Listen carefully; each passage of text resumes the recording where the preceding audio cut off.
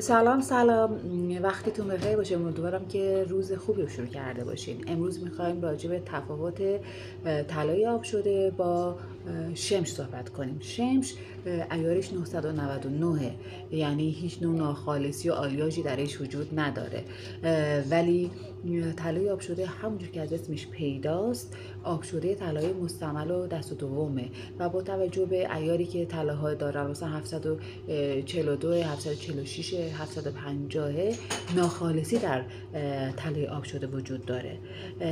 بعد موقع خرید طلای آب شده همونجوری که قبلا هم اشاره کردم حتما دقت کنید که اون انگه روش باشه و معمولا یعنی بیشتر اوقات اون انگه روی 50 گرم به بالا هست. یعنی مثلا میگن بیا اندازه مثلا 3 گرم بهتون طلای آب شده میدیم، همچین چیزی نیست، چون باید جوری باشه که اون انگه روش بخوره، جا داشته باشه برای اون خوردن انگه.